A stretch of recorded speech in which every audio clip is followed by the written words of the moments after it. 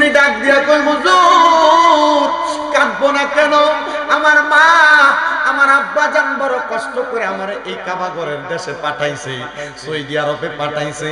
আমি আমার মা বাবা পাটা ফিয়া সালাম করে বলছি, মা ও আমার আব্বা জান, আমি মক্কা শহরে যাইলে আমি মক্কায় যাইয়া কামাই করি আর না করি, আমি আমার প্রথম ইনকামের টাকাগুলো একসাথে কইরা তোমরারে আমি আল্লাহর কাবা ঘর দেখার জন্য হজ করার জন্য নিয়ে যাবো।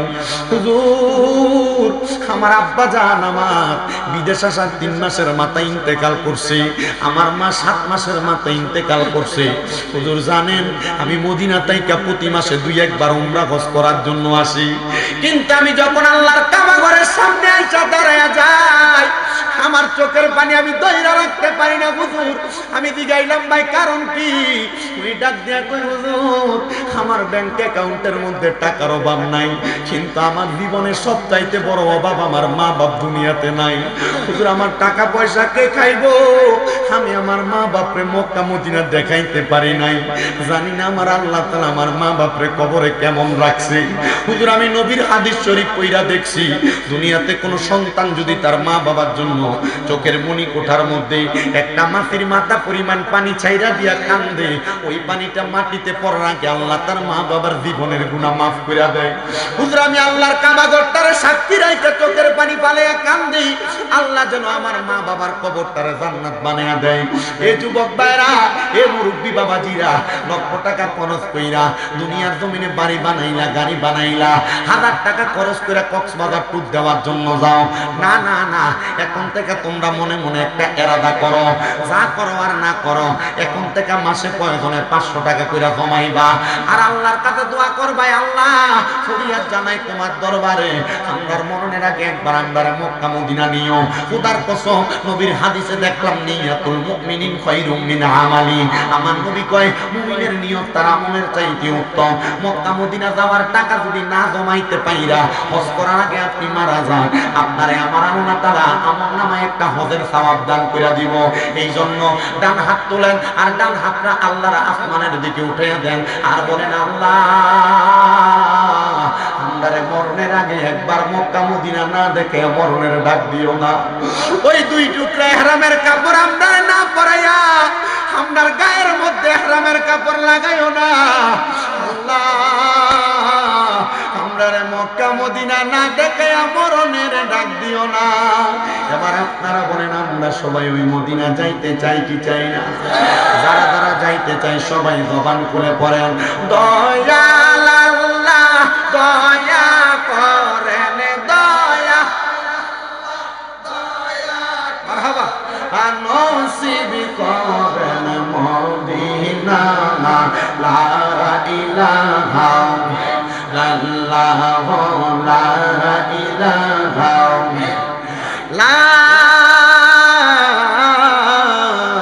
ইলাহা ইল্লাল্লাহ মুহাম্মাদুর রাসূলুল্লাহ সাল্লাল্লাহু আলাইহি ওয়াসাল্লাম। আমার দোয়া গুন্ডা এলাকার ভাই বাবারা, বন্ধুরা গো, ও পর্দার অন্তরালের মা বোনেরা, আজকের জান্নাতের বাগান মাহফিলে যারা আসলেন, আজকের মাহফিলের মধ্যে মাহফিল কমিটি আপনাদেরকে ওয়াজের শেষে তাবারক দিবে, আপনাদের উদ্দেশ্য কিন্তু সেটা না। ও বন্ধু, কোন উদ্দেশ্য নিয়ে আপনারা মাহফিলে আসলেন? বলবে হুজুর আমরার জীবনে অনেক গুনাহ, আমরার গুনার খবর কেউ জানে না, আমরার মা জানে না, আমরার বাপ জানে না। আল্লাহর কসম আমার দোয়া গন্ডার যুবক, ও দোয়া গন্ডার মুরব্বী বাবারা, আমি শামীম রাজার গুনাহ যদি তোমরা দেখতা আমারে মাহফিলে প্রধান বক্তা বানায়া বসাইতা না। এই যুবক ভাইরা, তোমার গুনাহ যদি তোমার মা দেখতো, তুমি সন্তানদের ফুট বইলা পরিচয় দিত না। দাড়ি পাকা বুড়ো বুড়ো বাবারা, একবার চিন্তা করে দেখেন, আপনার গুনাহ যদি আপনার সন্তান দেখতো, বাপ কইয়া পরিচয় দিত না। হায়রে লুকিয়া গুনাহ করছেন, গোপনে গোপনে গুনাহ করছেন, আমরার গুনার খবর যদি মানুষ জানতো, আমরার এলাকা থেকে দূর দূর করে তাড়াইয়া দিত। আল্লাহ তুমি তুমি তো রহিম, তুমি তো রহমান, আমরার গুনাহগুলা তুমি গোপন কইরা রাখছো। আল্লাহ যদি আমরার কপালে লেখা দিত আমরা মিথ্যাবাদী, মানুষ আমরারে মিথ্যাবাদী কইরা ডাক দিত। যদি লেখা দিত আমরা সুগলখোর, মানুষ আমরারে সুগলখোর কইরা ডাক দিত। যদি লেখা দিত আমরা বেনামাজি, মানুষ আমরারে বেনামাজি কইরা ডাক দিত। আল্লাহ তুমি আমরারে গুনাহগুলা গোপন কইরা রাখছো। আল্লাহ আমরারে গুনাহগার বইলা মানুষের কাছে লজ্জা দিতেছ না। কিন্তু নবীর হাদিস তো দেখলাম, আমার নবীরা বলছে দুনিয়ার মানুষের নেক আমল বদ আমলগুলো হাসরের ময়দানে চোখের সামনে আসবে, পুরা হাসরের ময়দানবাসী তার গুনাহগুলার খবর দেখবে। ও আল্লাহ, আমরা তো এই গুনাহগুলার জন্য তোমার কাছে আফসোস করতেছি। আল্লাহ আর জীবনে কোনোদিন গুনাহ করব না, তওবা করি তওবা করি তওবা করি, আর কোনোদিন জীবনে গুনাহ করব না। আল্লাহ আমরা যে এত গুনাহ করলাম, আমরা গুনাহগুলোকে আমরা মাফ করে এক কবরে যাইব না, কারণ আমরা জানি ইন্না বাতুশা রাব্বিকা লাশাদীদ, নিশ্চয় আল্লাহর ধরা শক্ত ধরা। আল্লাহ তুমি যদি আমরারে দুই না পালাও, আমরা বাঁচার মতো কোনো রাস্তা পাইব না। ও আল্লাহ, আমার জীবনের গুনাহগুলো আমরা কেমনে মাফ করাইব? আমার দয়াল নবী রাহমাতুল লিল আলামিন নবী কয় লিকুল্লি শাইইন সিকালা, প্রত্যেকটা বস্তুকে পরিষ্কার করার একটা যন্ত্র আছে। সাহাবায়ে কেরাম ইয়া রাসূলুল্লাহ নবী গো বলল আল্লাহু আকবার জোরে। সাহাবায়ে কেরাম একটা ডাক দিয়া বলে ইয়া রাসূলুল্লাহ নবী গো, ও দয়াল নবীজি, তাহলে আপনার উম্মত যে গুনাহ করবে, আপনার উম্মতের বাম স্তনের দুই আঙ্গুল নিচে লতিফে কলব, ওই লতিফে কলবের মধ্যে গুনার দাগ পড়া যায়। ওই গুনাহগুলো আপনার উম্মত কেমনে মাফ করাইব? ওই গুনাহগুলো পরিষ্কার করার যন্ত্রটা কি? আমার নবী কয় মাসে কলাতিল কলবি যিকরিল্লাহ, ওই কলবের ময়লা পরিষ্কার করার যন্ত্রটা হলো আল্লাহ তাআলার জিকির। আসেন বাবারা বন্ধুরা, আমরা একটু কলবের ময়লাগুলো পরিষ্কার করানোর জন্য চক্ষুটা বন্ধ করে দিয়ে নিজের কলবের দিকে খেয়াল করে জীবনের সব গুনাহ কাটার কথা স্মরণ করে মুহাব্বতের আওয়াজে একটু আমার আল্লাহ তাআলার ইসমে জাতের জিকির করেন। আল্লাহ আল্লাহ আল্লাহ আল্লাহ, একটু বন্ধ। আল্লাহ আল্লাহ আল্লাহ, ইয়া আমার জায়গা হবে নেই আমার মওলা লাশের জায়গা। মসজিদের পাশে আমার কবর দিও কইরা আমার জায়গা হবে নেই মাওলা।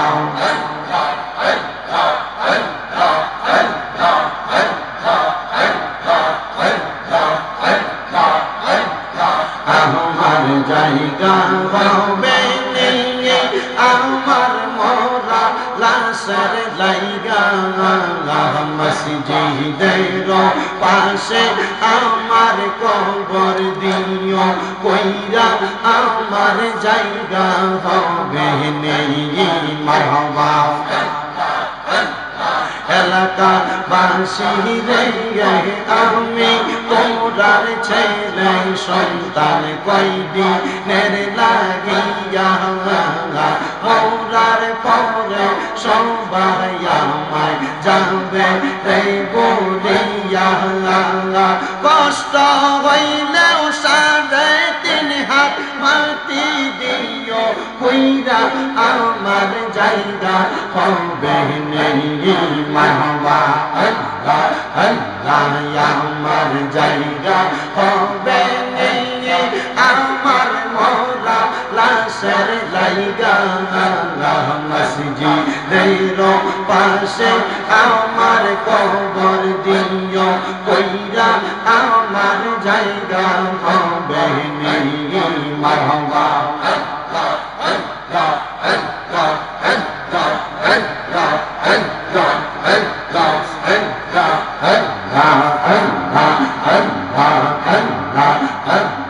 জগৎবাসী রে আমি যেই দিন যাব মারা দুনিয়া ছাড়িয়া, গায়ের জামা কাপড় সবই নিবে রে কোনিয়া। সাদা মার্কিন কাপড় আমায় দিও রে পরাইয়া আমার জায়গা হবে নেই মারহাবা। আল্লাহ আল্লাহ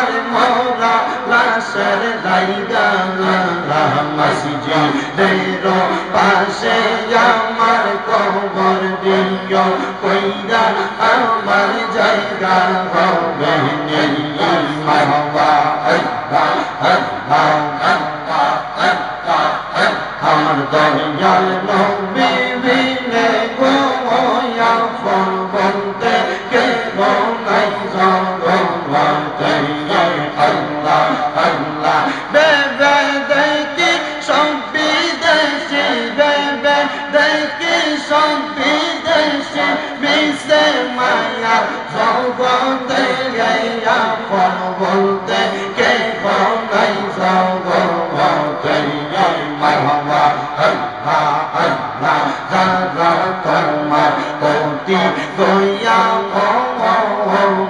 তারা সবাই মিলে মিশে পড়াইবে কাফন মারহাবা যারা তোমার অতি গয়া তারা সবাই মিলে মিশে পড়াইবে কাফন আল্লাহ আল্লাহ মাটির নিচে করবে দাফন মাটির নিচে করবে দাফন গড়ে থাকতে দিবে না আপন বলতে কে নাই জগতে আমার দয়াল নবী বিনে আপন বলতে কে নাই জগতে মারহাবা আল্লাহ আল্লাহ আচ্ছা বাবা মাওলানা আমার মাতা বাবা মাওলানা কি সুন্দর বা মাইলা তোমার রাস্তা না মারহাবা আর বাগদাদি শাহ মাওলানা আমার গনিয়ার হুজুর মাওলানা কি সুন্দর বা মাইলা তোমার রাস্তা না মারহাবা দেশ বিদেশে কোরআন সুন্নাহ দেশ বিদেশে কোরআন সুন্নাহর বৃক্ষরোপণ করিলা বাবা মাওলানা কি সুন্দর বা মাইলা তোমার রাস্তা না মারহাবা আল্লাহ আল্লাহ আল্লাহ আল্লাহ আল্লাহ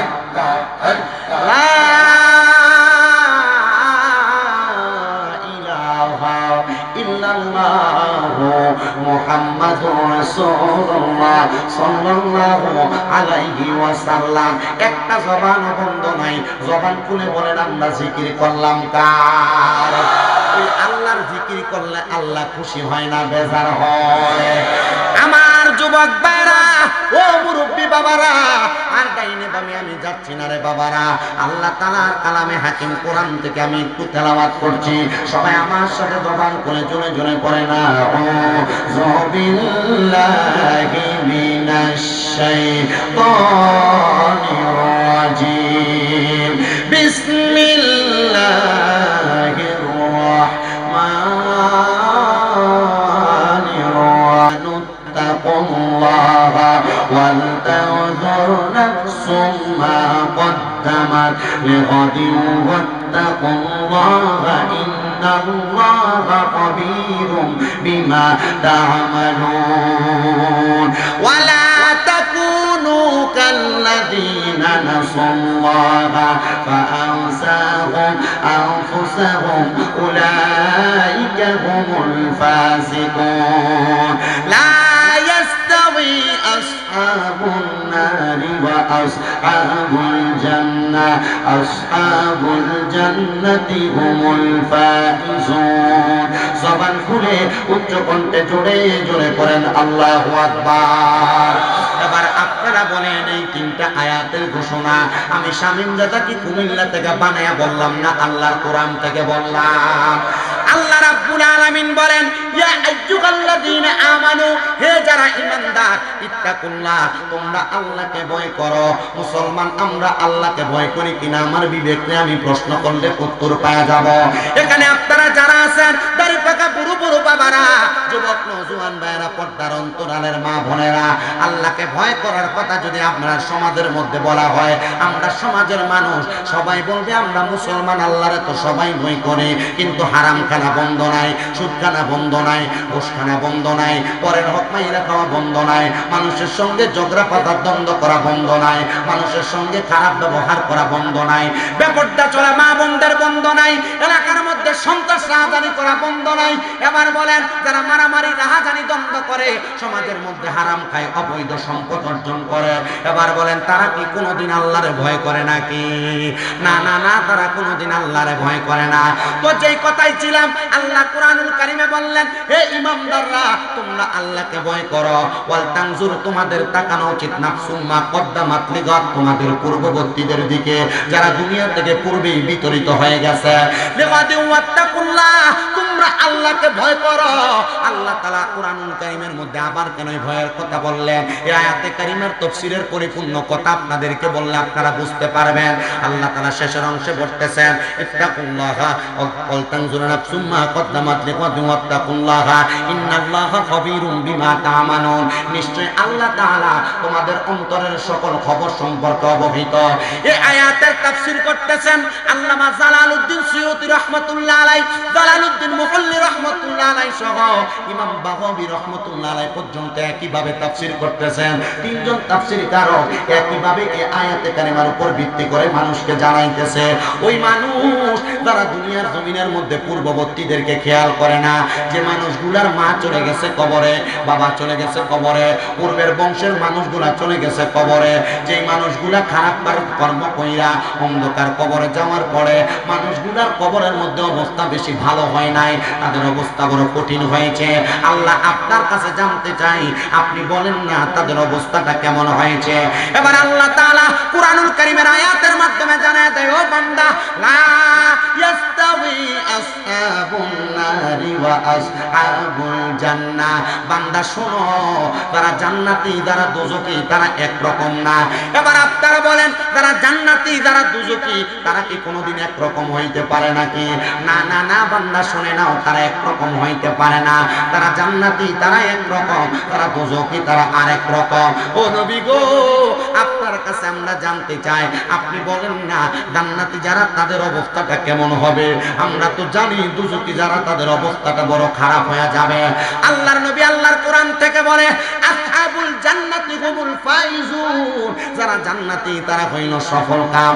ও আমার দুয়াগন্ডার যুবক, ও মুরব্বি বাবারা, জান্নাতীরা কেমন ভাবে সফল কাম একটু শোনেন। জান্নাতীরা কবরে গেলে শুধু সফল কাম না, যারা জান্নাতি তারা দুনিয়া থেকে কবরে যাওয়ার পর কবর থেকে হাসর, হাসর থেকে মিজান, মিজান থেকে ফুলসেরাত, একবার প্রত্যেকটা জায়গার মধ্যে তারা সফল কাম। আমরা এলাকায় অনেক মানুষ মারা যায়, মারা যাওয়ার পরে দেখবেন ওই মানুষটা হয়তো জিহ্বার মধ্যে কামড় দিয়ে মারা যায়। অনেক মানুষ মারা যায় দেখবেন মানুষ নাকে মুখে দিয়ে রক্ত বাইর করে দিয়ে মারা যায়। অনেক মানুষ দেখবেন যখন মারা যায় চোখগুলা উল্টে যায়। অনেক মানুষ বিছানার মধ্যে প্রস্রাব পায়খানা কইরা দিয়ে মারা যায়। ও আমার দাড়ি পাকা মুরব্বি বাবারা, ও যুবক নওজোয়ান ভাইয়েরা, একটু চিন্তা করেন কেন এমনি মারা যায়। একবার তো এলাকার মসজিদের হুজুরে এসে প্রশ্ন করলেন না, শুধু মসজিদের হুজুর কেন মসজিদটা কুড়ায় নাই দোষটা ধরেন, আগাম দিতে 1 মিনিট দেরি হইল কেন এই দোষটা ধরেন?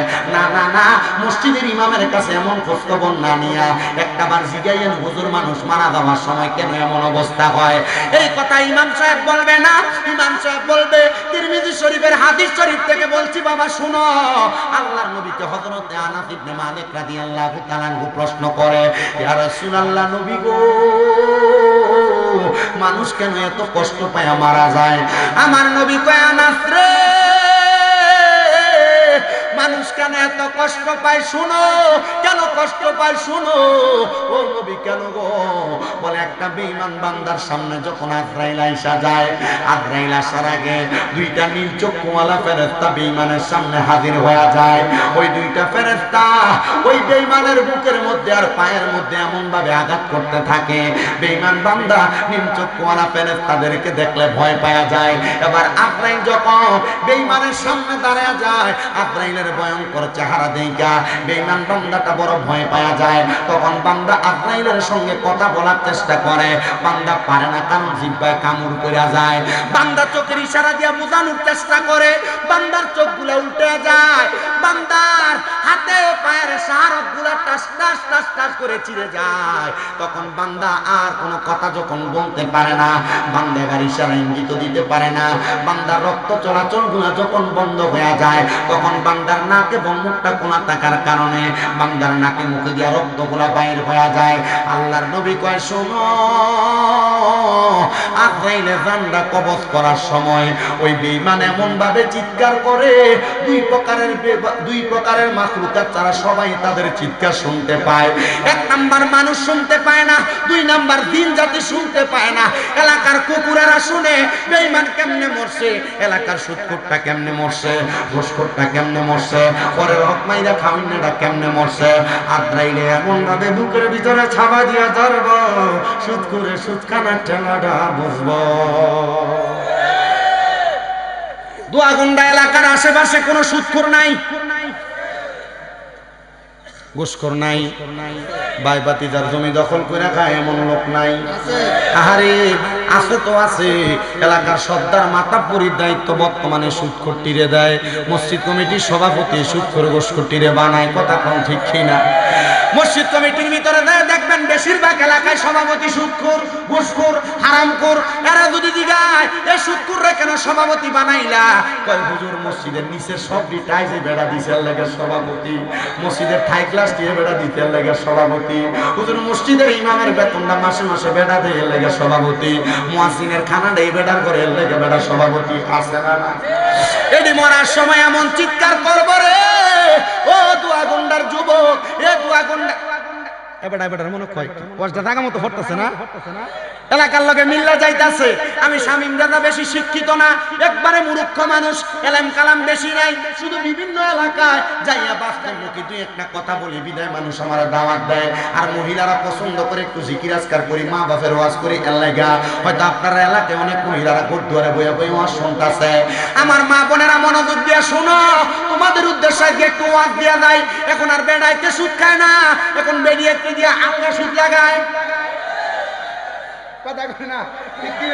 সাসার কাছে যদি মিলা গেছে ওয়াজ না, সাসার কাছে যায় যদি কয় কাকা 10,000 টাকা হাওলাত দেওয়া যায়, একটু দেখেন না অবস্থাটা। কাকা কয় আমার কাছে বাবা রে, আমার কামাই রুজি নাই, কই থেকে না। তো শাশির কাছে যায় ক তার বইনে তার কাছে কটা টাকা দিছে সাইলা দেওয়ানের লাগবে। কথা কয় না কি লিগা? আছে না নাই? আমি আমার মা বোনদের কাছে বলবো, মা যদি জান্নাতে যাইতে চাও এই হারাম খানা বন্ধ করে দাও। প্রয়োজনে মানুষের বাড়িতে কাম করে করে খাইবা, রিস্কা চালাইয়া খাইবা, মাটি গাইটা খাইবা। আল্লাহর কসম, আল্লাহর কসম, এই রিস্কা চালাইয়া মাটি গাইটা যে খানা খাইবে খানা হালাল খানা খাইবা। অন্যতে হারাম খানা খাইয়া পেটের মধ্যে খানা ঢুকাইবা, কবর গেলে মার কম হবে না। আল্লাহর নবী কয় শোনো জগতের মানুষেরা, আমি যখন মেরাজে গেলাম, মেরাজে আপনাকে ওয়াজ বুঝলে দিতেছেন কোন? আমি কিন্তু ওই যে বেঈমানের মৃত্যুর ওয়াজ করতেছি, এর মাঝে সুদখোরের কথাটা আনছে বিদায় ওয়াজটা একটু করে দিয়ে যায়, অসুবিধা হবে না? মারহাবা। এই মাহফিল কমিটির ভলান্টিয়ার তোমরা তবু রুটি একটু ওরা ফুরাইয়া একটু কষ্ট করে মাহফিলের স্টেজটার কাছে দিয়ে আনো, শর্টকাট। আর আপনারা যারা বাইরে আছেন মোটামুটি এই যে একটা অবস্থা, তাবারুকের সময় কিন্তু আইবেন আপনারা, এটা আমি বুঝি, অসুবিধা নাই। বাইরে দাঁড়ায় দাঁড়ায় ওয়াজ শোনেন, হায় কতক্ষণ কুলায় শুধু এটা আমি সামু। আপনারা কি কষ্ট হইতেছে? কোনো সমস্যা হইব? কোনো ওয়াজ যতক্ষণ কইরাম ততক্ষণ আপনারা বইবেন তো ইনশাআল্লাহ। আমার ওয়াজের খাসিয়ত আমি বেশিক্ষণ পর্যন্ত লেট করি না, কারণ এলেম কালাম নাই তো। যতক্ষণ করি ততক্ষণ মানুষের বুঝাই দিয়া এরপরে যাওয়ার চেষ্টা করি। আল্লাহ আমারে বলার আপনাদেরকে শোনার তৌফিক দাও। আমিন কর, আরো জোরে কোন আমি কইতেছি, আল্লাহ যেন কবুল করে। আমিন আসতে হয়ে গেছে, আরো জোরে কোন। এবার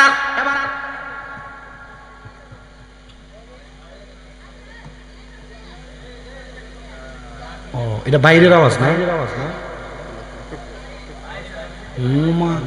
না বাইরে তোমরা আওয়াজ দিও না মনে।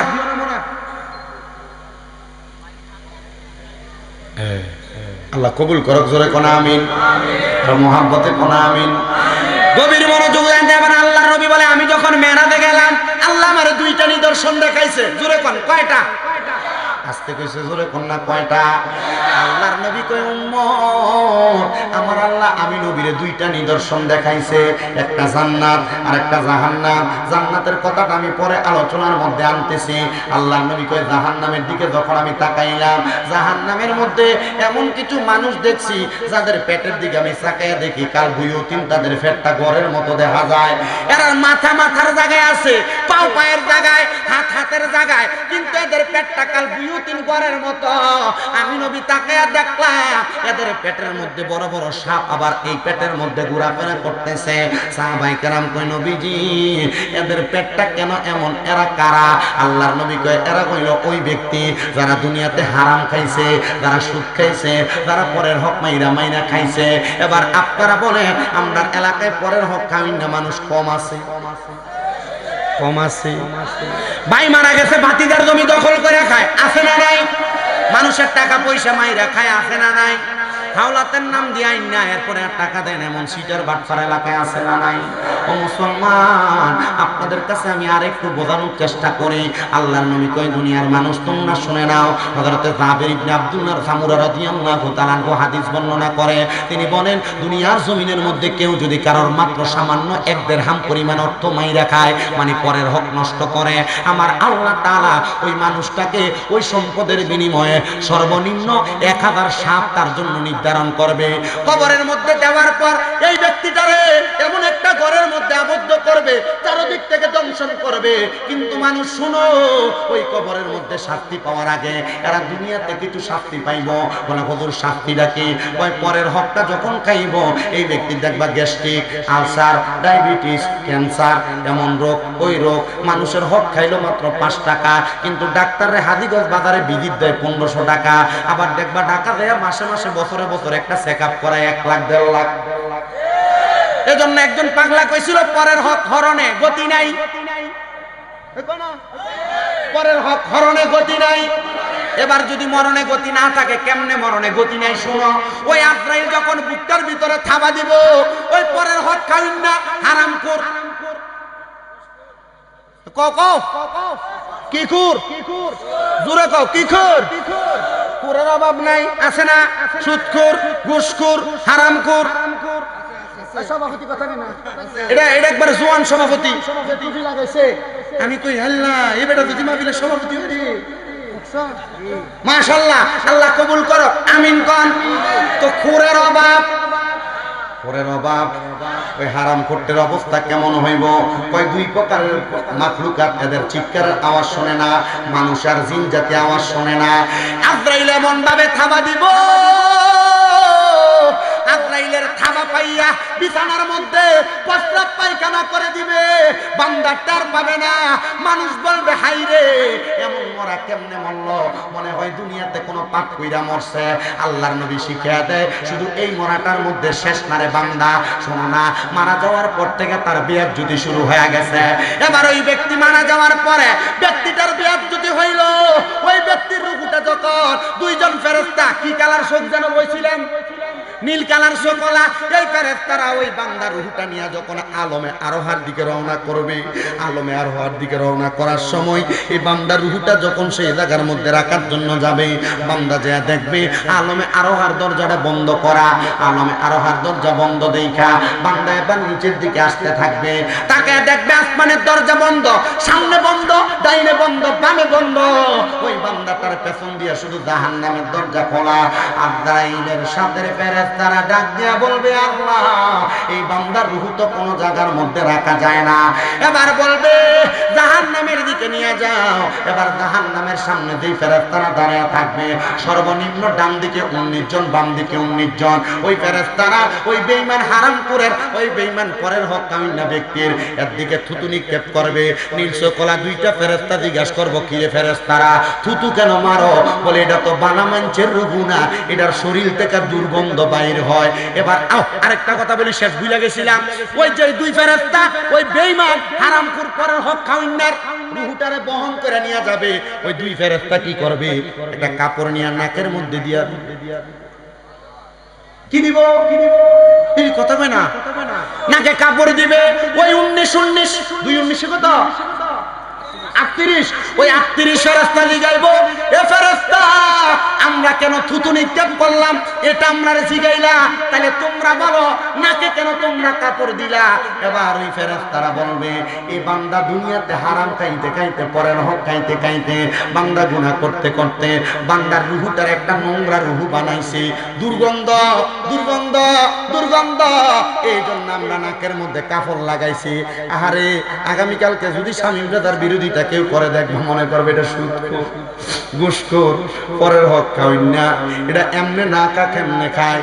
এলাকার মানুষে না দো ব্যাংকের মধ্যে এফডিআর এর মতো সুদের ব্যবসা লাগায়, ব্যাংকের মধ্যে খায় না। আপনি এলাকায় দেখবেন আল্লাহ নবীজির হাদিস শরীফ গত জুমায় পড়ছি, নবীজি বলছে কিয়ামতের আগে আমার উম্মতের মধ্যে এমন কোন উম্মত বাদ থাকবে না যারা সুদের সাথে জড়িত না। আল্লাহর হাবিবে সাহাবায়ে কেরাম ইয়া রাসূলুল্লাহ কি বলেন, মুমিনরাও কি সুদ খাইবো?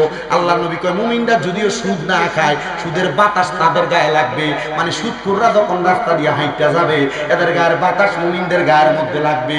আরে একটা কুকুর পর্যন্ত আল্লাহর কাছে দোয়া করে, আল্লাহ দুনিয়ার জমিনের মধ্যে সকালবেলা আমারে দুই প্রকার মানুষের চেহারা দেখাইও না, একটা হলো বেনামাজি আর একটা হইল হারামখোর।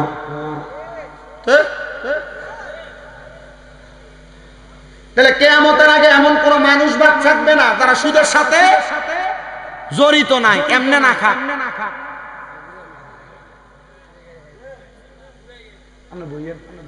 বুঝছি আমার কাছে ভালো লাগছে, আপনি শুনুন না মানুষটা তজে আইসেন, বইয়েন বইয়েন বইয়েন, আপনি বইয়েন, আপনার শুনুন না মানুষ না আইসেন যে এটাই ধন্যবাদ। আলহামদুলিল্লাহ, শরম দিছি না, দোয়া করবো কলজার থেকে দোয়া করবো। আমি আপনার ফুতের মতো মনে মনে বদদোয়া দিবেন কোনো ভাবদানা বা বদদোয়া দিও না। যদি মন চাই যখন বদদোয়া আইব তখন দোয়া করে লেবা, যখন বদদোয়া আইব কি করবা? কাবা শরীফের ইমামের কথা শুনছেন না? এর মা যখন এর কোনো অপকর্মের কারণে বদদোয়া মনে কষ্ট যাইতো, এত দোয়া করতো, আল্লাহ তোরে কাবার ইমাম বানা। বদদোয়া কি করতো? আল্লাহ তোরে কাবার ইমাম বানা। ঠিকই মার বদদোয়ার কারণে কাবার ইমাম হইছে। একটা সাক্ষাৎকার দিছে, এর জিজ্ঞেস আপনি যে কাবার ইমাম হইছে এটার পিছনে সবচাইতে সার্থকতা কার? আমার মার। কই কেমনে? আমার মার বদদোয়ার কারণে আমি কাবার ইমাম হইছি। কই কেন? আমার মা যখন আমার প্রতি নারাজ হইতো তখন আল্লাহর কাছে কইতো আল্লাহ আমার জন্য কাবার ইমাম বানায়, আল্লাহ আমারে কাবার ইমাম বানায় দিছে। সুবহানাল্লাহ জোরে নাই? আর মহব্বতে কোন সুবহানাল্লাহ।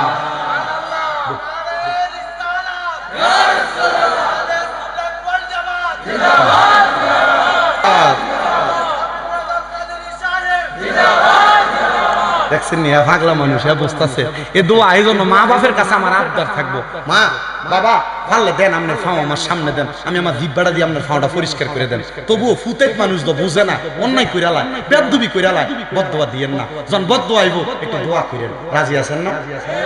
দোয়া করেন, দেখবেন ফুতে বুঝবো। আর যদি না বুঝে আপনি মরার পরে কবরের কাছে যাই কবরের মাটি ধরে ধরে কান্দে। বহুত ফুতে এমন কান্দে, বহুত সন্তান এমন কান্দে, কান্দে কি না? মা বাপরে যাবতা থাকতে বাদ দিছে না, কিন্তু মার কবরের সামনে যায় কান্দে। এই যে আজকে মাহফিল হইতেছে বহুত ফলাফেন বাপের লেগে কান্দে। আগে হাত খরচের জন্য বাপের কাছে 10 টাকা চাইয়া নিত, দেখুন বাপ কবরে 100 টাকা হাত খরচের জন্য দিতে পারে না। এই জন্য আম্মা আব্বার কাছে আমার আবদার, বদদোয়া দিয়েন না, আপনারা বদদোয়ার কারণে সন্তান ধ্বংস হয়ে যায়। আল্লাহ মা বাবার নেক দোয়া আমরার উপর দান করুন, আমিন। সবাই মুহাব্বতে দুরূদ শরীফ পড়েন। আল্লাহুম্মা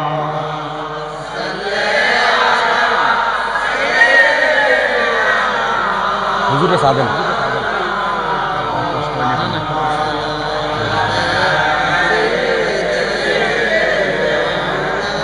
মাওলানা নবী গো আপনার ভালোবাসায় জীবনের গুনাহ ঝরে যায়, ঠিক কি না? নবী গো আপনার ভালোবাসায় ওয়াইসাল করনি জুব্বা পায়। আল্লাহুম্মা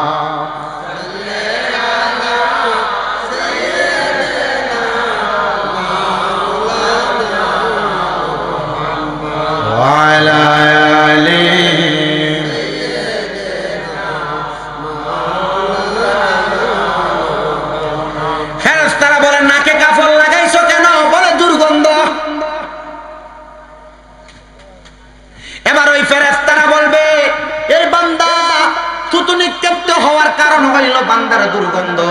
এজন্য বান্দার শরীরের দিকে আমরা থুতু নিক্ষেপ করি, দে রে দে, বান্দারে তাড়াতাড়ি জাহান্নামের আগুনে ফালাইয়া দে। এবার বান্দারে যখন জাহান্নামের আগুনের মধ্যে ফালাইব, হাদিস শরীফ আল্লাহর নবী রাহমাতুল লিল আলামিন নবী কয়, লাল রঙের আগুনটারে আল্লাহ তাআলা 500 বছর, আবার কোন কোন বর্ণনাকারী বলে 1000 বছর যখন আমার আল্লাহ পুরাইব, লাল রঙের আগুনের রংটা সাদা হইব।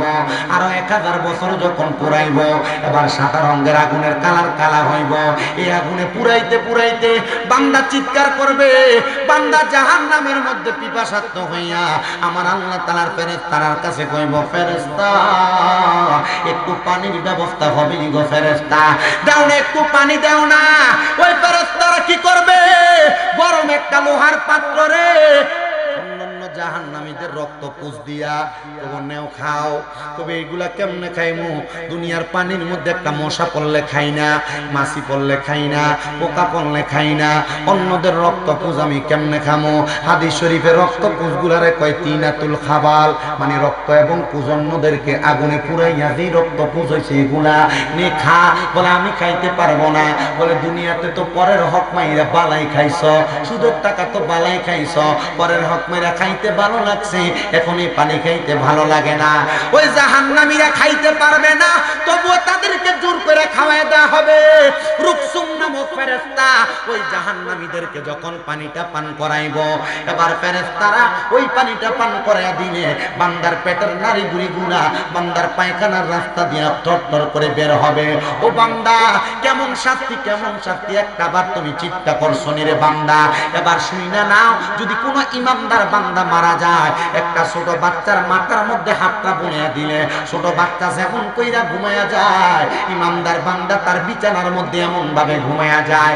ইমানদার বান্দার রূহ কবজ করার জন্য আজরাইল যখন ইমানদার বান্দার সামনে দাঁড়ায়া যায়, আজরাইল ইমানদারের বুকের মধ্যে হাত দেয় রূহটা কবজ করার জন্য।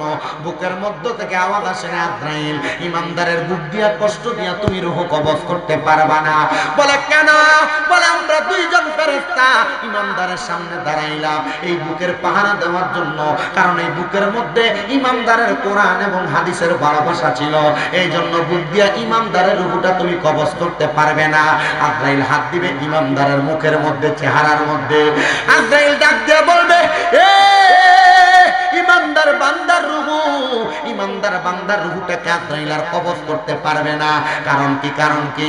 বান্দার চেহারার মধ্যে 5 ওয়াক্ত নামাজের ওযু করার কারণে যে একটা নূর চমকাইছে, বান্দার সালাতের পক্ষ থেকে আওয়াজ আসবে, না না না, ইমানদার বান্দার রূহ মুখ দিয়ে কবজ করা যাবে না। কারণ ইমানদার আল্লাহ তাআলার আনুগত্যের মাধ্যমে তার চেহারাটাকে বিনীত কইরা সুবহান রাব্বিয়াল আলা বইলা দুনিয়াতে কাটাইছে। এবার ইমানদারের ডান দিকে আক্রমণ করা হবে, ইমানদারের ডান দিক থেকে আওয়াজ আসবে, না না না, ইমানদারের রূহ ডান দিক দিয়ে কবজ করা যাবে না। কারণ আমি হইলাম ইমানদার বান্দার মা বাবার খেদমত, আমার ডান দিক দিয়ে কবজ করা যাবে না, বাম দিক দিয়ে আক্রমণ করা হবে। বাম দিক দিয়ে ইমানদারের রূহটা কবজ করা যাবে না। বাম দিক থেকে আওয়াজ আসবে, আমি ইমানদারের দান সদকা, ইমানদারের বাম দিক দিয়ে কবজ করতে পারবে না। এবার আজরাইল আমার আল্লাহর দরবারে ফিরে যায়, ডাক দিয়ে কই, আল্লাহ ইমানদারের রূহ তো কবজ করা যায় না, কেমনে করব?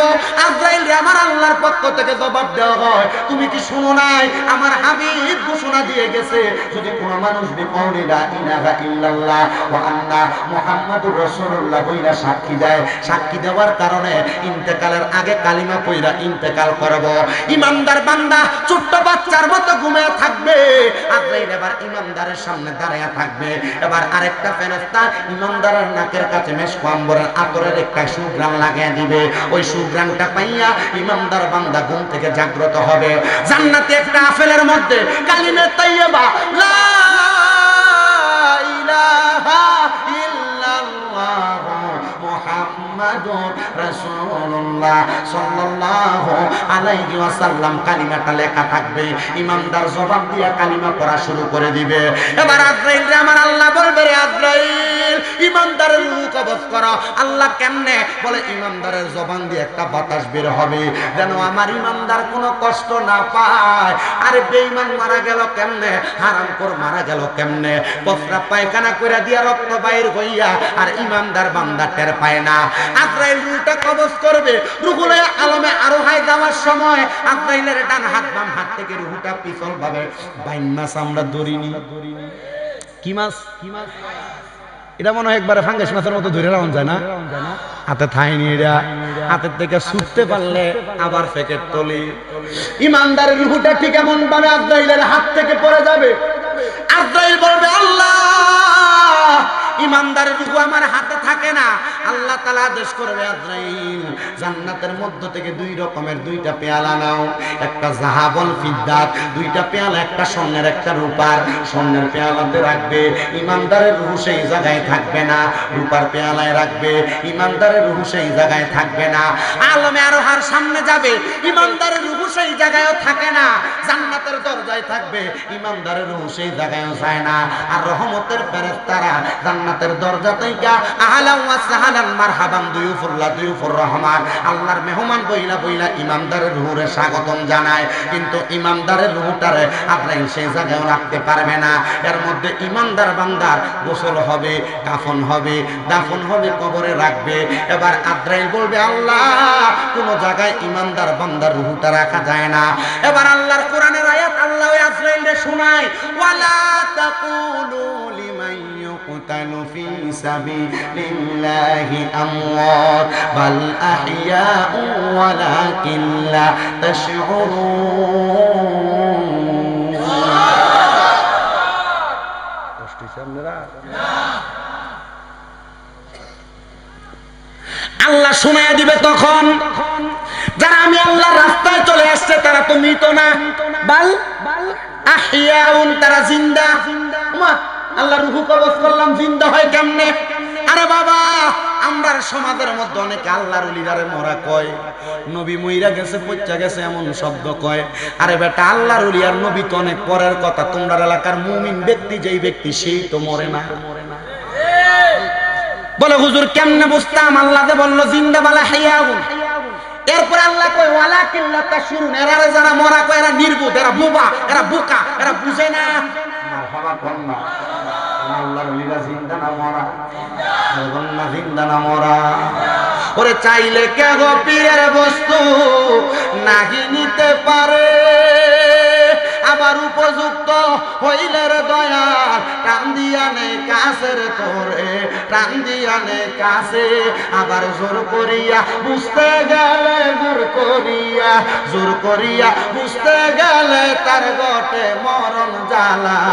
কেউ বুঝিতে পারে না রে ওলি আল্লাহর খেলা আর পীর মুর্শিদের খেলা। ওরে ৩৬ বছরে কারো কেনা কি ফুটে না, আবার ৬ মাসেরও কালের দয়াল পাই যে ১৬ আনার দয়াল, পাই যে ১৬ আনা। আর জোর করিয়া দিবে তোরে, জোর করিয়া, জোর করিয়া দিবে তোরে ববের যত প্রেম জ্বালা। কেউ বুঝিতে পারে না রে আবেদ সাহার খেলা, আমার মাদ্দা খানো খেলা, আমার বাগদাদির খেলা, আমার গুনিয়া হুজুরের খেলা। জবানটা খুইলা জোরে জোরে কোন আল্লাহু আকবার। আরো অনেক ওলি আছে, নাম জানা অজানা। আল্লাহ যেন সকল আউলিয়া কেরামের নেক বরকত ফয়জত আমরা সিনাতে দান করে। জোরে জোরে কোন আল্লাহুম্মা আমিন। ৪৭ আছে মিঠা একলা, আরো জোরে কোন মারহাবা। একটি বাসায় দুইটি পাখি, কত যে আনন্দে থাকি গো। এখন তুমি কোথায়, আমি কোথায়, চাঁদ পুরিশা কাউরে কেউ আর দেখি না। আগে জানি না তুমি এমন করে ছেড়ে যাইবা গাজীউল হক আগে জানি না। আমি এই দেখিলাম সোনার ছবি আবার যাইয়া দেখি নাই আগে জানি না। তোমার হাতাতে মিশাইয়াতা চাপুরি কইতাম কত প্রেমের কথা গো। পর্দা নেওয়ার পরে নুরানি চেহারা, হায় রে কত আশিক রাসূল চাঁদপুরি মারা যাওয়া ইন্তেকালের পরে আরে দাঁড়ায় দাঁড়ায় কাঁদছে। আমরার কুমিল্লার একটা পাগলা হুজুরের বায়াত মাথাটারে আসাইরা পর্যন্ত পাগল রক্ত বাইর করে ফালাইছে। মানুষ বুঝাইছে কি রে নিজের মাথা কেন আসারস, নিজের আঘাত করা তো কোরআন হাদিস বলে না। আরে পাগল তো এগুলা বুঝে না। আশিকে রাসূল যারা, আশিকে ওলি আল্লাহ যারা, তারা এগুলা বুঝে না। তোমার হাতাতে মিশাইয়াতা কইতাম কত মনের কথা গো। এখন তুমি কোথায়, আমি কোথায় চাঁদপুরি, তুমি কোথায়, আমি কোথায়, কাউরে কেউ দেখি না আগে। তুমি এমন করে ছেড়ে যাইবা মুর্শিদ আগে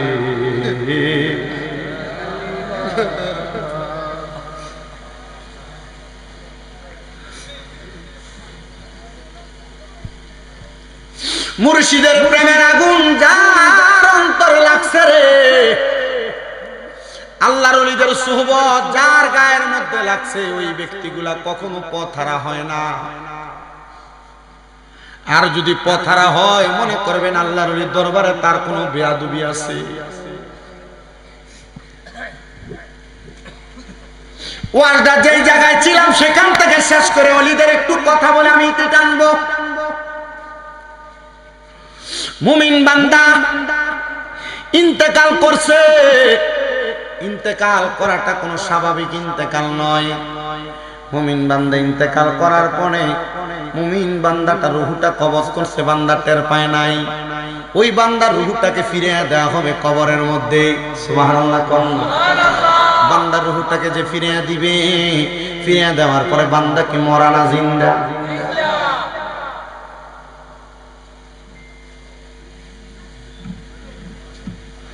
বান্দা শুধু জিন্দা না রে, ওই বান্দা আল্লাহর পক্ষ থেকে রিজিক প্রাপ্ত হয়, আল্লাহর পক্ষ থেকে খানা প্রাপ্ত হয়। ওই মুমিন বান্দা কবরের মধ্যে আমার আল্লাহ তাআলার কুদরতি কদমের মধ্যে সিজদা দিতে থাকে, মুমিন বান্দা নামাজ আদায় করতে থাকে। মুমিন বান্দারে যখন আল্লাহ তাআলা দুনিয়ার জমিন থেকে কবরে যাওয়ার পরে তো সম্মান দিব। এবার আপনারা বলেন আমাদের দেহ এবং রূহটারে আমরা মুমিনের দেহ এবং রূহ বানাইতে চাই কি চাই না?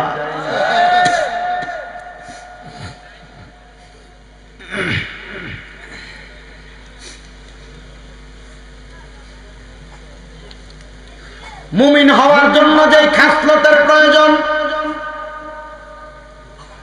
মুমিন হওয়ার জন্য যে নিদর্শনের প্রয়োজন, আপনি আমি মুমিন কিনা আমরা জবান দ্বারা আমরা সবাই বলি আমরা মুমিন, বলি কিনা? কিন্তু আমরা যে মুমিন এটার কোনো নিদর্শন, এটার কোনো গ্যারান্টি আসেনি বাবা। হাজীগঞ্জ বাজারে যাবেন, বাটা দোকানে জুতা কিনবেন, 3 মাসের জন্য গ্যারান্টি আছে না? কিন্তু আপনি আমি কেমন মুমিন এটার গ্যারান্টি আমরা দিতে জানি না। হে মুসলমান, মুমিনের ঈমানের গ্যারান্টি হইল 1 নাম্বার সালাত। জি আবার কন্যা মুমিনের ইমানটির গ্যারান্টি যদি সালাত, তো ইমাম সাহেব কেমনে শীতের দিনে দুইজন লইয়া নামাজ পড়ে? মুমিনের ইমানের গ্যারান্টি যদি সালাত হয়, ইমাম সাহেব কেমনে একটা মসজিদ পরিষ্কার করা লাগে? আল্লাহর দোহাই লাগে, যদি মুমিনের নিদর্শন পরিচয় দিতে চান, এক নাম্বার আল্লাহ তাআলার ইবাদত সালাতের মধ্যে মনোযোগী হয়ে যান। সবাই জবান খুলে দুরূদ শরীফ পড়েন, আল্লাহুম্মা অল্প অল্প হঠাৎ করে ওয়াইলা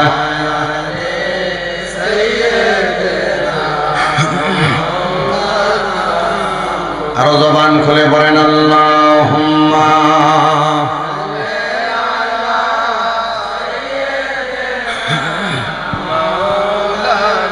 কপাটকে গেছে কপাট ওয়াইলা আলি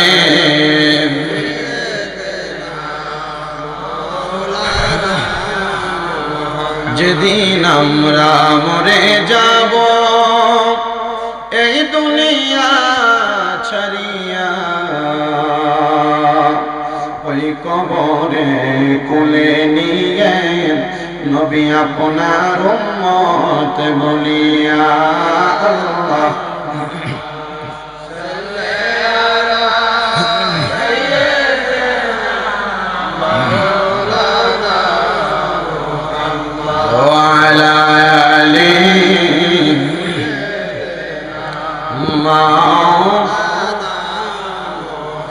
তো বলছিলাম মুমিনের নিদর্শন এক নাম্বার নাকি মুমিনের এক নাম্বার নিদর্শন নামাজ। এই নামাজের কথা বললো হুজুর সব শুনতে রাজি, ওয়াজিটা ভালো লাগে না হুজুর, আমরা অন্য ওয়াজের দিকে নিয়ে যান। বাবা মুমিনের এক নাম্বার নিদর্শনের কথা বললাম, মুমিন কোনোদিন খারাপ দিকে কদম বাড়াবে না, হারামের দিকে কদম বাড়াইব না, খারাপ কাম মুমিনের কোনোদিন ভালো লাগবে না। শুনেন রে আমার দোয়া গন্ডার যুবক, ও মুরব্বী বাবাজিরা, ও পর্দার অন্তরালের মা, আপনাদেরকে মুমিনের খাসিয়তের কথা বইলা দেই। এবার মুমিন কেমনে আল্লাহ তাআলাকে পাওয়ার জন্য চেষ্টা করে।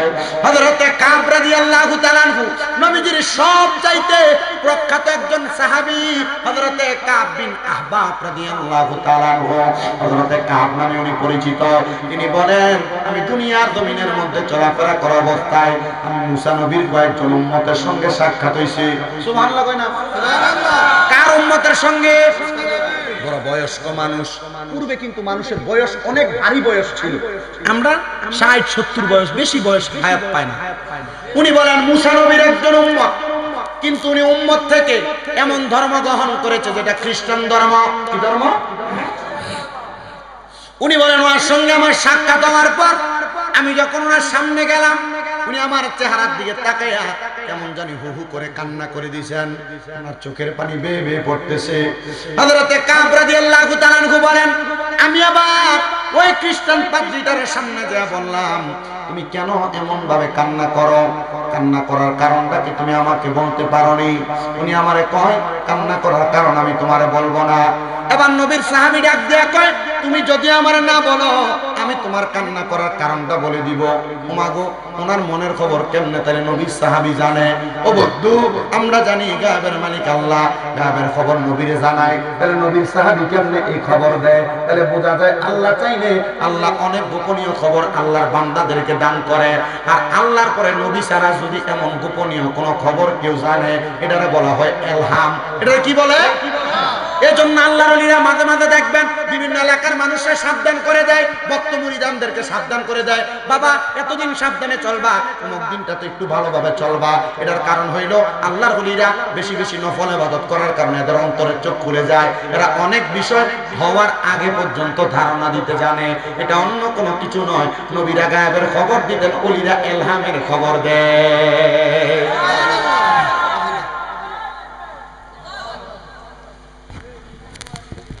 মোহাব্বত করে যদি দিতা তাকবীরটা, তাহলে সবাই তোমার তাকবীরে জবাব দিত। তুমি যে দুষ্টামি করে দিছো এটা সবাই বুঝে গেছে, কারণ আমি তো ওয়াজের প্রথম থেকে আমরা খেয়াল করতেছি। সোনা বন্ধু,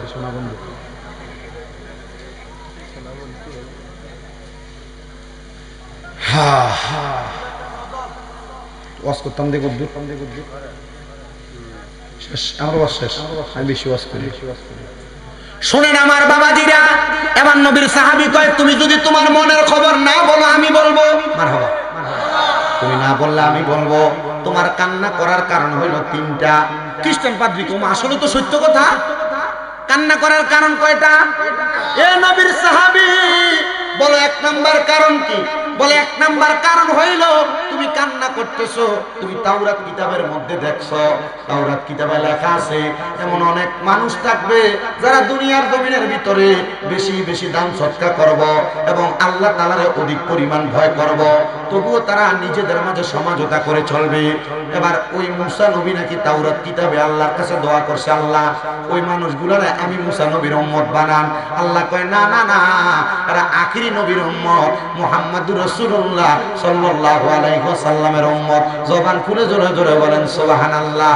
আর আমরা সেই নবীর উম্মত, ওই নবীর আগমনে আমরা সবাই খুশি। যেহেতু ফোলা কইছে একটা গজল শোনায়, একজন প্রেমিক আসিল গো সোনার মদিনায়, একজন প্রেমিক আসিল গো সোনার মদিনায়। ওরে যার প্রেমেতে স্বয়ং আল্লাহ দুনিয়া বানায়, ওরে যার প্রেমেতে স্বয়ং আল্লাহ দুনিয়া।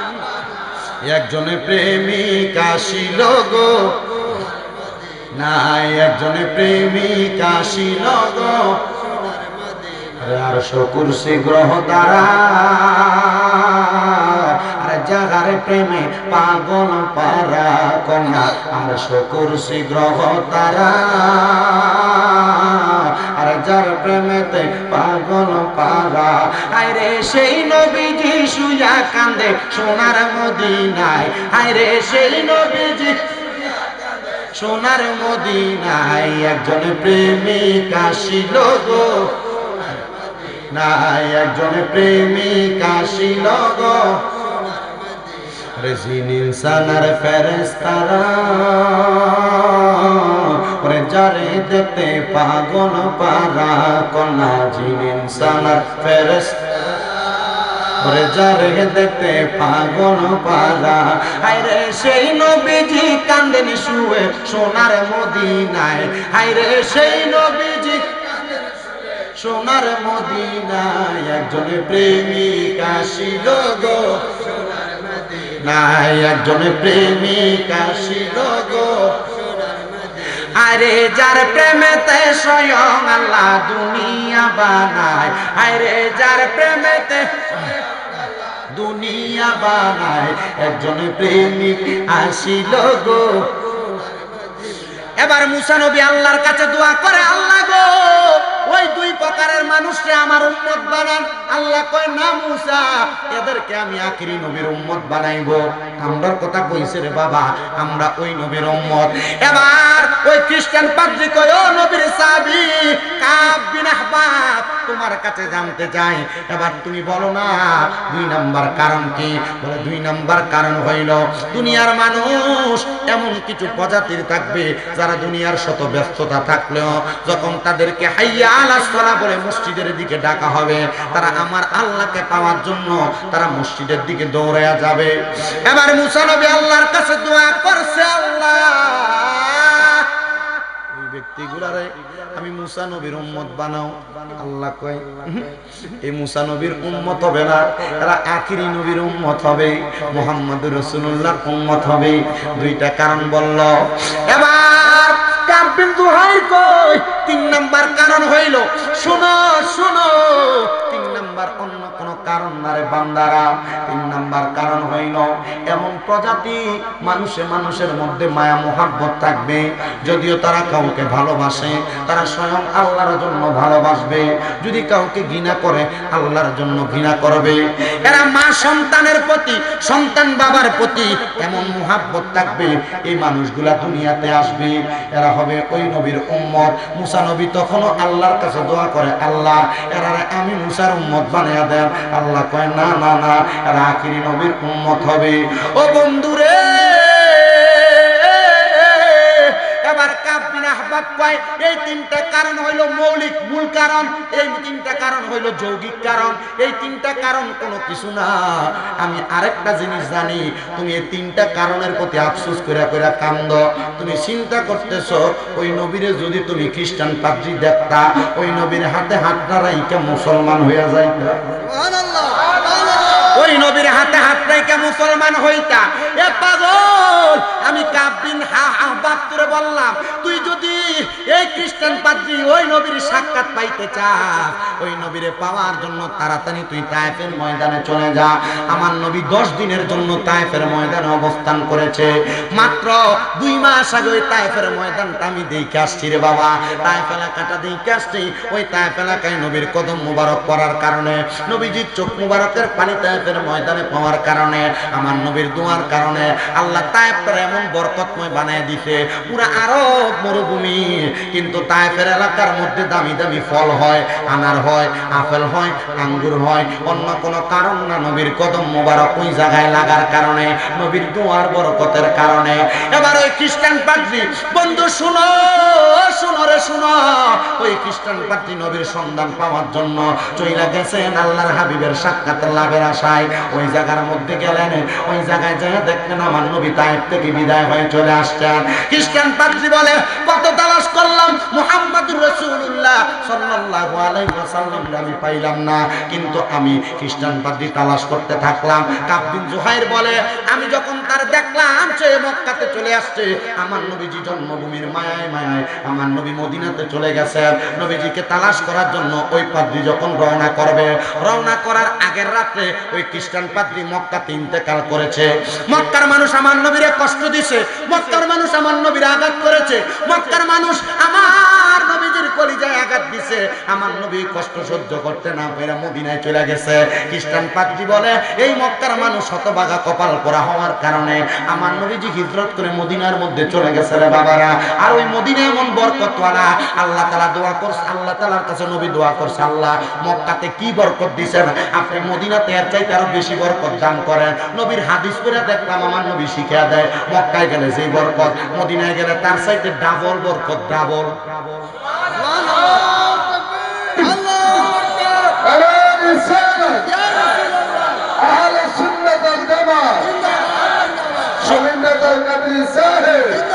শুনেন, বয়ানটা শেষ করার আগে আপনাদেরকে একটু বইলে দেওয়া যায়, মদিনায় ডাবল বরকত। আমরা যারা সুন্নি দাবি করি, বুক ফুলে বলি আমরা সুন্নি, আমরা নবী নবী করি, এটার মূল কারণ হইল মদিনার নবী অনেক বরকত যে জায়গায় গেছেন বরকত দিয়ে গেছেন।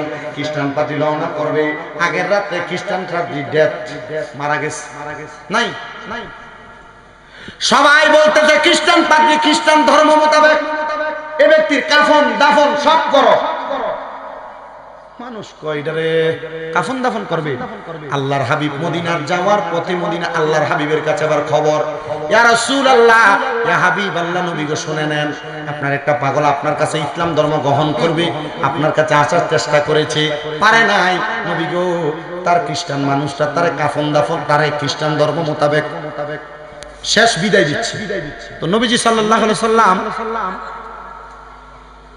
তোরা শয়তান বেড়া, নবীজি সাল্লাল্লাহু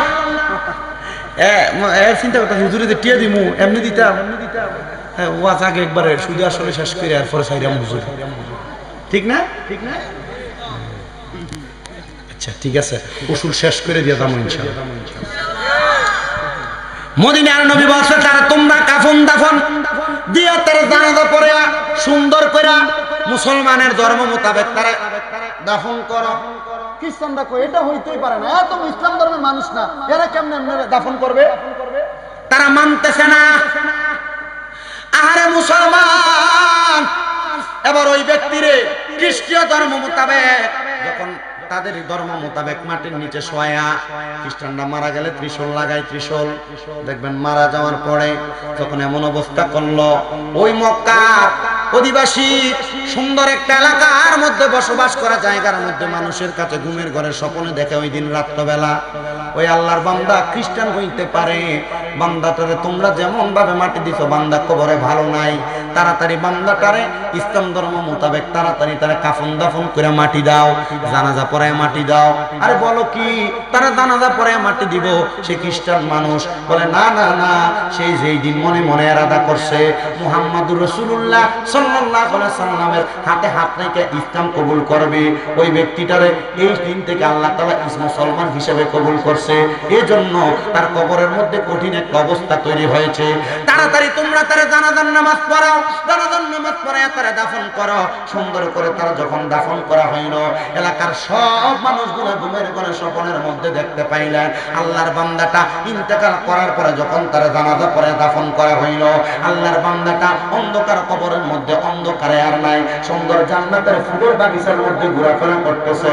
আল্লাহর হাবিবের কাছে হযরতে কাব বিন আহবাব বলেন, আমি জিজ্ঞাসা করলাম ইয়া রাসূলুল্লাহ ইয়া হাবিবাল্লাহ, একজন খ্রিস্টান যদি এমন অবস্থা কইরা ইন্তেকাল করার পরে নাজাত পাওয়া যায়, যদি সে অন্তরে অন্তরে ঈমানের কালিমা পড়ার কারণে ইন্তেকাল করার পরে জান্নাত পাওয়া যায়, তাহলে বলেন না আমরা যারা দুনিয়ার জমিনে আপনার প্রতি ঈমান আনছি আমরার কেমন অবস্থা হবে? আল্লাহর নবী শিখিয়ে দেয় ওই মানুষগুলোর অবস্থা এমন হবে, শোনো আমি নবীর সাথে একই জান্নাতের মধ্যে তারা থাকবে।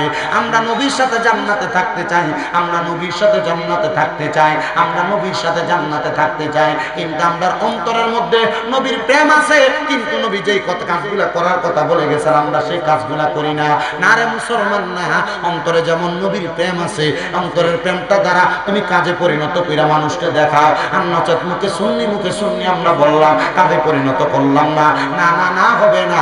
এজন্য আমরা সবাই অন্তরের কাজটা আমরা আমাদের বাস্তব জীবনে বাস্তবায়ন কইরা দেখানোর প্রয়োজন। কিন্তু আজকের মাহফিলে এমন অনেক সন্তান বসে আছো, ওই কাফের মানুষটা, মুশরিক মানুষটা, খ্রিস্টান মানুষটা আল্লাহ হাবিবের প্রতি গোপনে গোপনে ঈমান আনার কারণে, যদি ঈমানের কালেমা কইরা মুসলমান হওয়ার কারণে যদি কবরের মধ্যে জান্নাত পাইতে পারে, আমরার অনেকের মা কবরে, বাবা কবরে, আল্লাহ কবরে মা বাপরে কেমন রাখছে আমরা বান্দারা জানি না। এ যুবক ভাইরা, এ মুরব্বি বাবারা, ওই মা বাবা কবরে কেমন আছে যদি জানতে চাও, 5 ওয়াক্ত নামাজের পাশাপাশি আমার আল্লাহ তাআলার কাছে একটা দোয়া করবা। ওই দোয়াটা যখন করবা সেই সময়টা অন্য কোনো সময় না, সুবহে সাদিকের আগে আল্লাহ তাআলা কোরআনুল কারীমে ওয়াজ করে শোনায়া দেয়, ওয়া মিনাল লাইলি ফাতাআজ্জাল। সালামি করি না, চুমা দিব কি? না রে সন্তান না, আম্মা আব্বার কদমের মধ্যে চুমা দিলে সন্তানের দাম কমে না, আম্মা আব্বার পায়ে ধরলে সন্তানের দাম কমে না।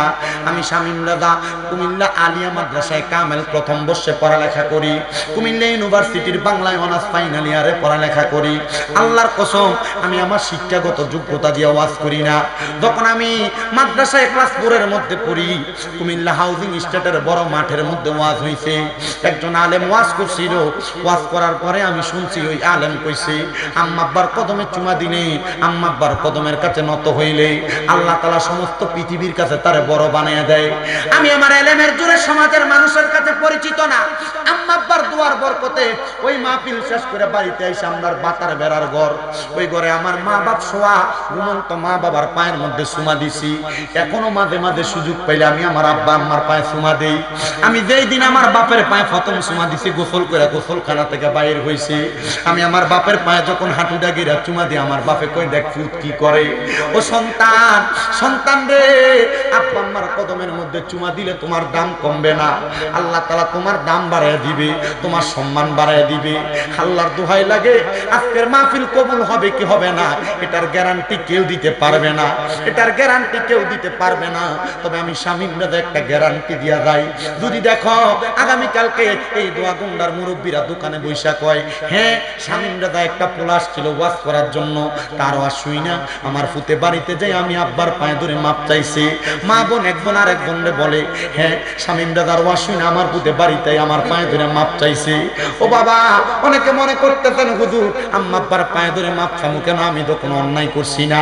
আরে অন্যায় করো আর না করো, আম্মা আব্বার পাটার মধ্যে ধরে ফালাইবা, আম্মা আব্বার পায়ের মধ্যে ধরলে আল্লাহ তাআলা তোমার সম্মান দুনিয়া আখিরাতের মধ্যে বাড়াইয়া দিব।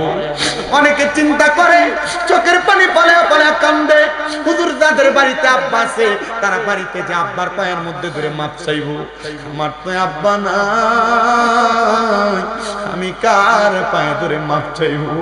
হুজুর যাদের বাড়িতে মা আছে তারা বাড়িতে যে মার পায়ে ধরে মাপ চাইবো, আমার তো মা নাই, আমি কার পায়ে ধরে মাপ চাইবো?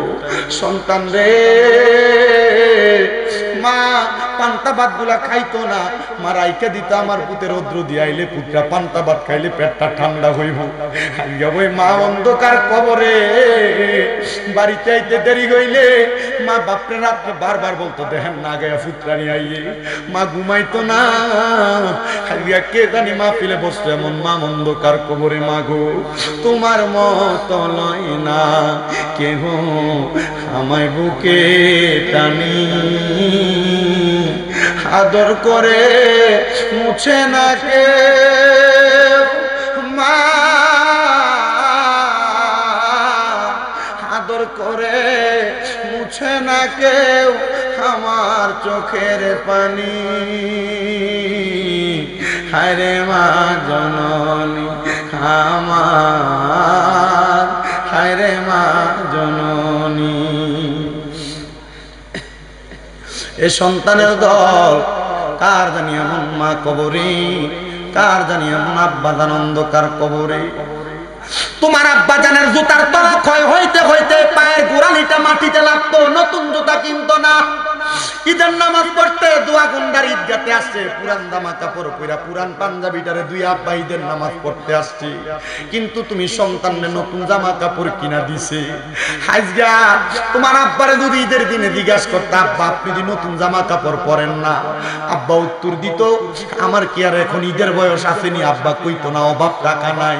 আজকে তুমি সন্তানের কাছে হাজার হাজার টাকা, ব্যাংকের মধ্যে লাখ লাখ টাকা, কিন্তু আব্বারে 500 টাকা দিয়ে কিনে একটা কাপড় পরাইতে পারো না, আব্বার একটা লুঙ্গি পরাইতে পারো না।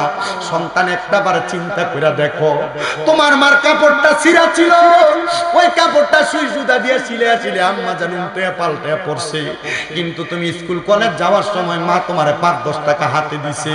কিরে তোমার কাছে তো টাকার অভাব নাই, কিন্তু তুমি 500-1000 টাকা দিয়ে কিনা তোমার মার একটা কাপড় পরাইতে পারো না। আরে পরাইবা কেমনে? তোমার মা দুঃখিনী অন্ধকার কবরে। সন্তান একবার চিন্তা করে দেখো, মা বাপ যদি বাচ্চা থাকতো, ওই মা বাপরে অন্ধকার কবরে যাওয়ার আগে যদি মাসে 1000 টাকার করে ফল কিনা দিতা, আম্মা আব্বার পেছনে 12 মাসে 12,000 টাকার ফল খাওয়াইতা। মা বাপ যদি অসুস্থ থাকতো, ওই মা বাপরে যদি তুমি মাসে 1000 টাকার ওষুধ বড়ি কিনা দিতা, তাহলে তোমার 12 মাসে 12,000 টাকা ওষুধ খরচ লাগতো। তোমার মা তোমার বাবা তোমার লাখ লাখ টাকার বাড়ির জায়গা দিয়ে গেছে, ক্ষেত পাথরে জায়গা দিয়ে গেছে, যদি তুমি মাসে যেই বাড়িতে থাকো 5,000 টাকা করে ভাড়া দিতা, 12 মাসে 60,000 টাকা ভাড়া লাগতো। এই সন্তান মা বাপ কবরে কেমন আছে তুমি তো জানো না। আল্লাহ যেন মা বাবার কবরে জান্নাতি খাবারের ব্যবস্থা করে দেয়, আল্লাহ যেন মা বাপরে কবরে জান্নাতি নিয়ামতের ব্যবস্থা করে দেয়। একটা সন্তান শুধু করে দোয়া চাই, আমি আমার আব্বা আম্মার জন্য খাস করে দোয়া চাই। আগামী বছর এই মাহফিলটার মধ্যে আমার মা বাবার নামের উপরে আমি আল্লাহর ওয়াস্তে 10,000 টাকা দান। দেখেন গো আল্লাহ, আমরা গুনাহগার নাকান্দার নাচিস তোমার শাহিন শাহী পাক দরবারে মাপ পাওয়ার আশায় আল্লাহ আমি গুনাহগারের সাথে প্রখ্যাত আলেম দ্বীন সহ এলাকার গণ্যমান্য ব্যক্তিবর্গ সহ আমার দাড়ি পাকা বয়স্ক বাবারা, যুবক নওজোয়ান ভাইয়েরা, ছোট্ট ছোট্ট মাসুম বাচ্চারা, পর্দার অন্তরালের আমার অনেক মা বোনেরা, আপনি আল্লাহর শাহিন শাহী পাক দরবারে গুনাহগার কাঙ্গালের বেশে দুইখানা হাত বাড়াইছে আল্লাহ। যার হাতটা তোমার দরবারে পছন্দ হয়, যার হাতটা মায়া লাগে, ওই হাতের উসিলায় আমরার জীবনের গুনাহ তুমি আল্লাহ মাফ কইরা দাও। দয়াল রে, তুমি যদি আমরার মাফ কইরা দাও আল্লাহ, কারোর কাছে কোনো জবাবদিহিতা করা লাগবে না। আল্লাহ তোমার রহমত থেকে যদি আমাদেরকে অধিক পরিমাণ রহমত দান করে দাও আল্লাহ, তোমার রহমতের কোনো কমতি হবে না রে আল্লাহ। আল্লাহ কত মানুষ তোমার কাছে দোয়া চায়, তোমার কাছে চাই রে আল্লাহ। আল্লাহ আমরা জানি দুনিয়ার এক দরজা থেকে ভিক্ষুককে ফিরিয়ে দিলে আরেক দরজার মধ্যে যায় হাত বাড়ায়। আল্লাহ আমরা যদি তোমার রহমতের দরজা থেকে ফিরে দাও, বলো আমরা কার কাছে যাই ভুলে দয়াল। আল্লাহ মাফ চাই তোমার দরবারে, আমরা রে তোমার রহমত থেকে মাহরুম কইরো না আল্লাহ। আজকের মুনাজাতে কে জানি হাত বাড়াইছে আল্লাহ, কার জানি জগতের মধ্যে আব্বা নাই, যেই বাবা রিক্সা চালাইয়া মাটি কাইটা মাথার গাম পায়ে ফেলাইয়া পরের বাড়িতে বদলার কাজ কইরা সন্তানরে মানুষের মতো মানুষ করার জন্য আব্বা এত কষ্ট কইরা আজকে অন্ধকার কবরে ঘুমায়া রইছে আল্লাহ, তাদের আব্বার কবর জান্নাতের বাগান বানায়া দাও দয়াল রে। বিশেষ করে আমার ভাইজান মাওলানা বোরহানুদ্দিন মানিক সাহেব, ওনার আব্বার জন্য আকাশুল খাস ভাবে দোয়া চায়।